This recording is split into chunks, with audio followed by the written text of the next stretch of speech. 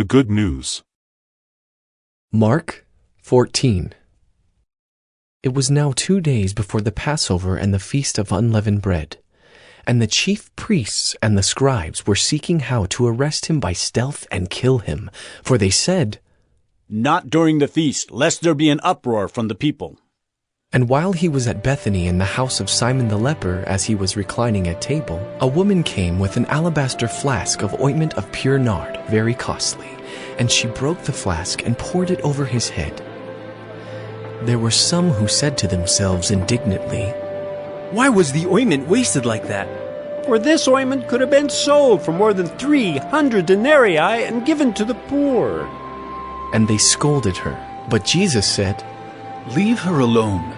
Why do you trouble her? She has done a beautiful thing to me. For you always have the poor with you, and whenever you want, you can do good for them. But you will not always have me. She has done what she could. She has anointed my body beforehand for burial. And truly I say to you, wherever the gospel is proclaimed in the whole world, what she has done will be told in memory of her." Then Judas Iscariot, who was one of the 12, went to the chief priests in order to betray him to them. And when they heard it, they were glad and promised to give him money, and he sought an opportunity to betray him. And on the first day of unleavened bread, when they sacrificed the Passover lamb, his disciples said to him, "Where will you have us go and prepare for you to eat the Passover?" And he sent 2 of his disciples and said to them, "Go into the city, and a man carrying a jar of water will meet you. Follow him, and wherever he enters, say to the master of the house, 'The teacher says, where is my guest room, where I may eat the Passover with my disciples?' And he will show you a large upper room, furnished and ready. There prepare for us." And the disciples set out and went to the city and found it just as he had told them, and they prepared the Passover. And when it was evening, he came with the 12. And as they were reclining at table and eating, Jesus said, "Truly I say to you, one of you will betray me, one who is eating with me." They began to be sorrowful and to say to him one after another, "Is it I?" He said to them, "It is one of the 12, one who is dipping bread into the dish with me. For the Son of Man goes, as it is written of him. But woe to that man by whom the Son of Man is betrayed. It would have been better for that man if he had not been born." And as they were eating, he took bread, and after blessing it, broke it and gave it to them, and said, "Take, this is my body." And he took a cup, and when he had given thanks, he gave it to them, and they all drank of it. And he said to them, "This is my blood of the covenant, which is poured out for many. Truly I say to you, I will not drink again of the fruit of the vine, until that day when I drink it new in the kingdom of God." And when they had sung a hymn, they went out to the Mount of Olives. And Jesus said to them, "You will all fall away, for it is written, I will strike the shepherd, and the sheep will be scattered. But after I am raised up, I will go before you to Galilee." Peter said to him, "Even though they all fall away, I will not." And Jesus said to him, "Truly, I tell you, this very night before the rooster crows twice, you will deny me 3 times. But he said emphatically, "If I must die with you, I will not deny you." And they all said the same.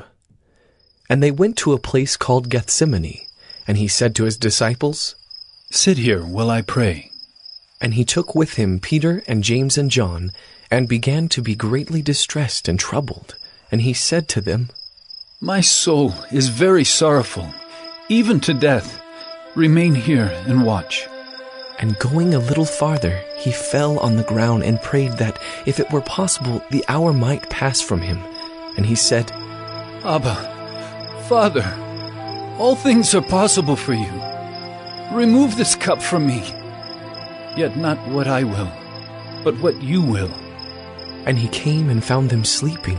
And he said to Peter, "Simon, are you asleep? Could you not watch 1 hour? Watch and pray that you may not enter into temptation. The spirit indeed is willing, but the flesh is weak." And again he went away and prayed, saying the same words. And again he came and found them sleeping, for their eyes were very heavy, and they did not know what to answer him. And he came the third time and said to them, Are you still sleeping and taking your rest? It is enough, the hour has come. The Son of Man is betrayed into the hands of sinners. Rise, let us be going. See, my betrayer is at hand. And immediately while he was still speaking, Judas came, one of the 12, and with him a crowd with swords and clubs from the chief priests and the scribes and the elders. Now the betrayer had given them a sign, saying, The one I will kiss is the man. Seize him and lead him away under guard. And when he came, he went up to him at once and said, Rabbi. And he kissed him. And they laid hands on him and seized him. But one of those who stood by drew his sword and struck the servant of the high priest and cut off his ear. And Jesus said to them, Have you come out as against a robber with swords and clubs to capture me? Day after day I was with you in the temple teaching, and you did not seize me. But let the scriptures be fulfilled. And they all left him and fled. And a young man followed him with nothing but a linen cloth about his body. And they seized him, but he left the linen cloth and ran away naked. And they led Jesus to the high priest, and all the chief priests and the elders and the scribes came together. And Peter had followed him at a distance right into the courtyard of the high priest, and he was sitting with the guards and warming himself at the fire. Now the chief priests and the whole council were seeking testimony against Jesus to put him to death, but they found none. For many bore false witness against him, but their testimony did not agree. And some stood up and bore false witness against him, saying, We heard him say, I will destroy this temple that is made with hands, and in 3 days I will build another, not made with hands.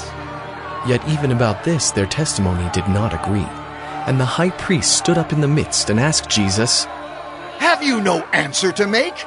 What is it that these men testify against you? But he remained silent and made no answer. Again the high priest asked him, Are you the Christ, the Son of the Blessed? And Jesus said, I am. And you will see the Son of Man seated at the right hand of power, and coming with the clouds of heaven. And the high priest tore his garments and said, What further witnesses do we need? You have heard his blasphemy. What is your decision? And they all condemned him as deserving death. And some began to spit on him and to cover his face and to strike him, saying to him, Prophesy! And the guards received him with blows. And as Peter was below in the courtyard, one of the servant girls of the high priest came, and seeing Peter warming himself, she looked at him and said, You also were with the Nazarene Jesus. But he denied it, saying, I neither know nor understand what you mean. And he went out into the gateway, and the rooster crowed. And the servant girl saw him and began again to say to the bystanders, This man is one of them. But again he denied it. And after a little while the bystanders again said to Peter, Certainly you are one of them, for you are a Galilean. But he began to invoke a curse on himself and to swear, I do not know this man of whom you speak. And immediately the rooster crowed a second time. And Peter remembered how Jesus had said to him, Before the rooster crows twice, you will deny me 3 times. And he broke down and wept.